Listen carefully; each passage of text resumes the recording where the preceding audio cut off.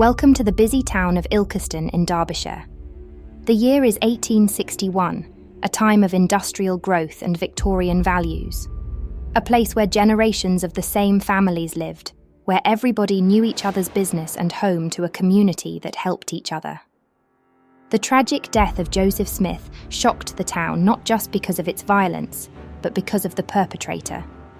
His own son, driven by greed and inheritance, committed the unthinkable.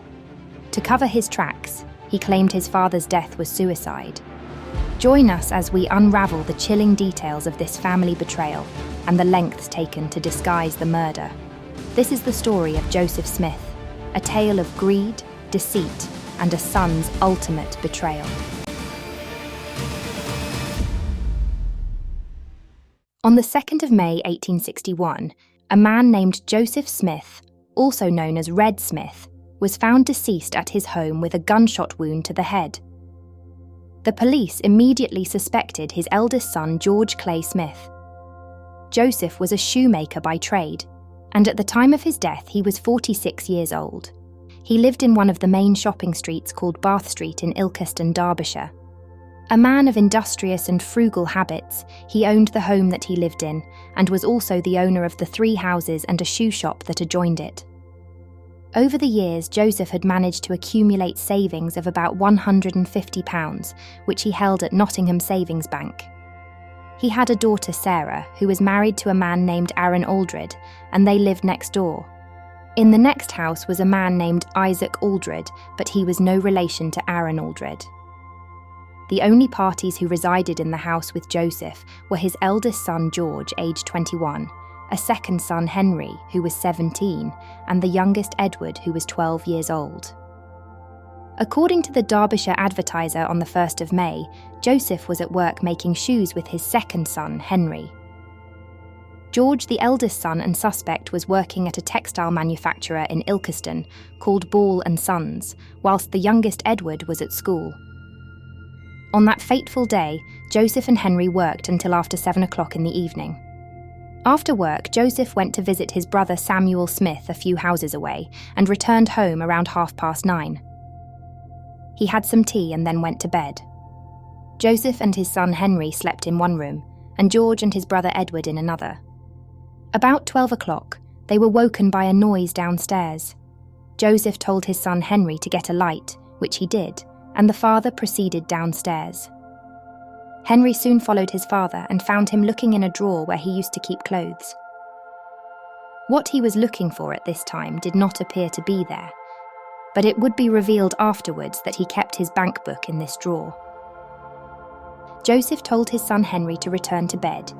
He did so, and the father remained downstairs, lit his pipe, and sat down next to the hearth. A few minutes afterwards, the sons upstairs heard the front door open. Henry later made a statement that he heard George come home, and his father said, "George, have you been to Nottingham today?" George replied, "No, I have not." His father said, "Are you sure that you have not been to Nottingham today?" And George replied, "I am sure."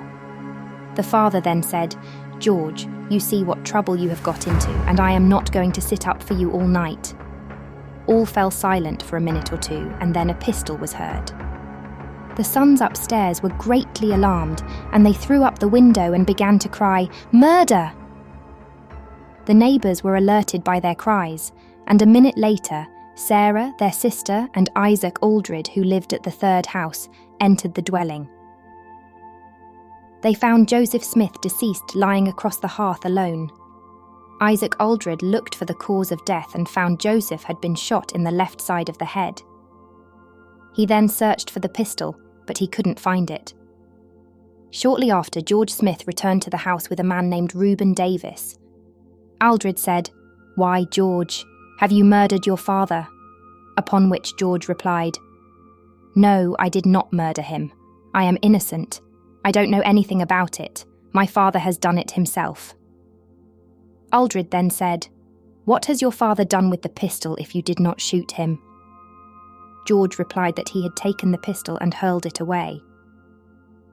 Why would George take the gun if his father had committed suicide? Surely that would be the last thing on his mind. It is also strange that George went to get his friend Reuben Davis, who lived on another street, rather than going next door to inform his own sister. The police then arrived. George knelt at his father's side and threw himself over the body, kissed him and said, "I love my father," although he shot himself. Because of the accusations from the other people in the house, the police arrested George. The police discovered the pistol in a garden 100 yards from the house with no bloodstains on it. The day after the murder, the suspect said to Police Constable Ridge, "My father was sitting in his chair smoking his pipe, with his elbow resting on the chair and his right hand upon his head, and he said to me, 'George, you are shortening my days by inches.' I then saw my father pick something up, put it to his head and then shoot himself. I then saw that it was a pistol he had got." George's movements leading up to the murder. On the morning of the 1st of May, George asked his friend Henry Davis to accompany him to Nottingham. Davis said he had got no money to pay for his fare, but George stated that he would pay for him. Unbeknown to his father, George had taken the bank book, with the intention of drawing out some money. The two went by train to Nottingham at 11 o'clock, and they went straight to the Nottingham Savings Bank. Davis waited outside whilst George presented his father's bank book to the clerk and told him he wanted to draw out £14. The clerk asked him if his father had given him written permission. George didn't have the permission needed, and the clerk said he could not give him the funds. After this, both men went to the Golden Ball wine vaults on Long Row in Nottingham. George told the landlord, John Bridger, that he had arrived too late for the bank. The landlord agreed to advance George £1 if the bank book was left as security for it. After getting the pound from John Bridger, George and Davis proceeded to another public house in Nottingham, called the Tom Moody. George asked Davis to wait for him there. He then went to a pawn shop on Clumber Street, which was owned by a man named David Webster. George asked to buy a pistol. Webster said, "I suppose you want it to shoot birds with," and George replied, "I want it to start pigeons when they come out of the trap." He bought the pistol for 4 shillings. Mr. Webster didn't sell powder or caps, so George then went to Mrs. Carr's shop directly opposite, where he purchased half a penny's worth of caps and a small amount of powder. George then returned to the Tom Moody and accompanied a girl called Elizabeth Meakin to her house in Bell Yard. Whilst he was there, he pulled out the pistol and showed it to her. She asked him what he meant by carrying it in that way. He replied, "I am going to use it if anyone does me any harm. If my father offends me, I will shoot him." George then said to the girl, "Don't tell Davies that I have got a pistol." George and the girl returned to the Tom Moody, and after a few drinks the two men left Nottingham by train for Ilkeston, where they arrived about 7:30. At Ilkeston, George left Henry Davis and was joined by Henry's brother Reuben Davis.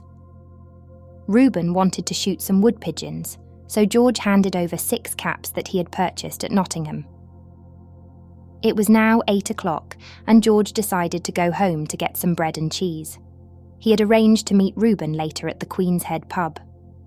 At around 8:30, on his way to the pub, George saw Martha Cockayne, a 12-year-old neighbour. He asked her to go to Isaac Gregory's shop close by to buy a pennyworth of pigeon shot. This was confirmed by Isaac Gregory. George rewarded Martha with a counterfeit halfpenny. He then rejoined Reuben at the Queen's Head public house shortly after, and they remained there for some time. George again remarked during the evening that, "I don't think my father will live long, and it is my opinion he will make away with himself." George left the Queen's Head about 10 minutes to midnight. 2 women, Sophia Meakin and her niece Harriet Robinson, were passing Joseph's house around this time, each holding a candle. They saw George very distinctly with something in his hands, but as soon as he saw them, he turned his back to them. Shortly after this, they heard a commotion at the house and loud screaming. They were scared and hurried home. The next day they heard what had happened, and they went and informed the police of what they saw that night. Reuben claimed that he had left George at the Queen's Head at about 11:40 p.m. He had returned home to bed but was soon disturbed by George, knocking at his door. George claimed that his father had shot himself. As the two were going back to George's house, George reminded Reuben of what he had said earlier in the evening about his father's state of mind. The trial. During the initial inquest, the coroner found George guilty and the case went to trial. But before the trial started, Joseph Smith was buried in St Mary's churchyard on Sunday afternoon, the 5th of May 1861. He was a member of the Manchester Order of Oddfellows, and 100 members along with many Ilkestonians were present at the funeral. Shortly after 9 o'clock on Monday morning, 29th of July 1861, George Clay Smith found himself standing in the dock at Derby Assizes, facing a packed courtroom. There he was accused of willfully murdering his father at Ilkeston. He pleaded not guilty. George was 5 foot 5 inches tall, with reddish-yellow hair. He was neatly dressed, with a blue scarf and turn-down collar. He had a reputation of womanizing and irresponsible behaviour. 2 women were pregnant by him at the same time. George intended to marry one of these women, Ellen Cox, but his father had disapproved. Many people were called to the stand at the trial. The court heard from Henry, the second-born son, who accused George of killing their father. Henry gave evidence about his father's temper and drinking habits, along with his depression and threats to commit suicide.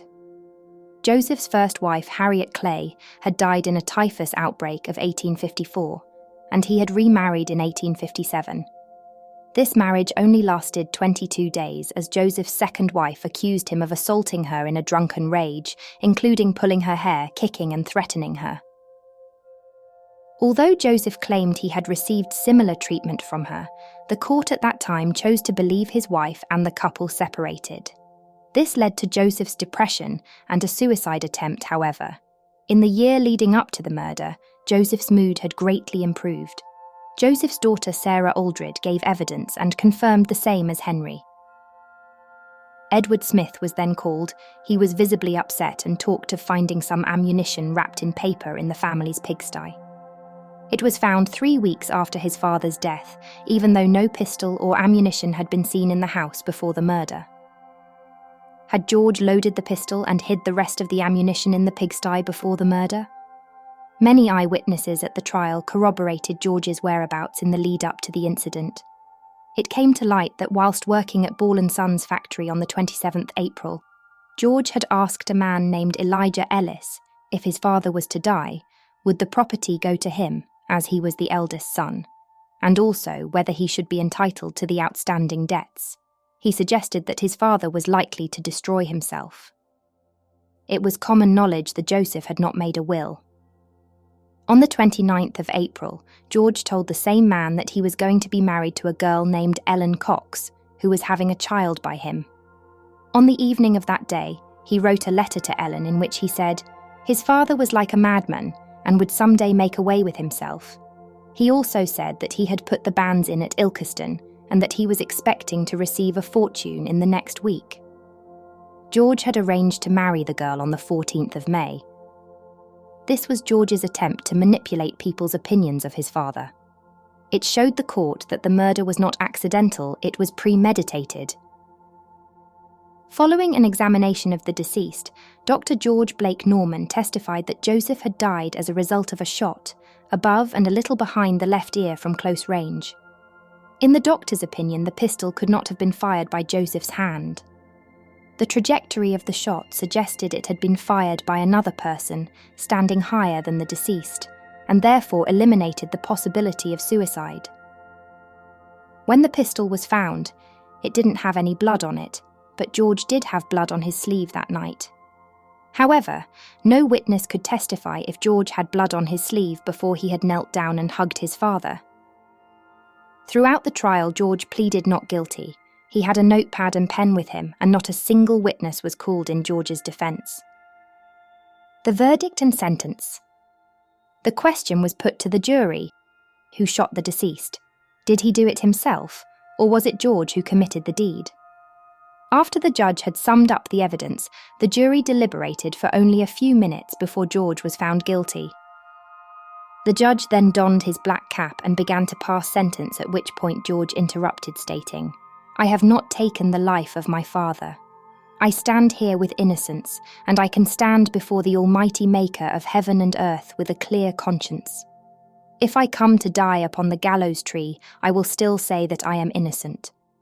But my lord, if you think I have done this crime, pass sentence on me."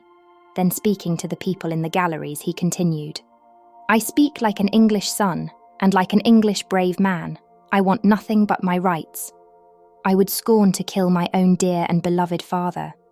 Could I stand here accused of this crime and speak to you this way if I was guilty? Could I raise my right hand as I do now if it was stained with my father's blood? Gentlemen, friends, and fellow countrymen, not that this right hand of mine has been stained in the blood of my father, far from it." The judge was not impressed by George's words, considering they were those of a sinful, deceitful, and unrepentant man. His conclusion was therefore unavoidable: he was to be hanged. Confession and punishment. George was sent to the county jail in Vernon Street, Derby. On the eve of his execution, he made a full confession. The events had occurred as the prosecution evidence had suggested. George was visited regularly in prison by the Reverend Ebenezer Sloane Heron of the Ilkeston Independent Chapel. Other visitors included his sister, brothers, his pregnant fiancée Ellen Cox, and another lady from Belton whom he had relations with.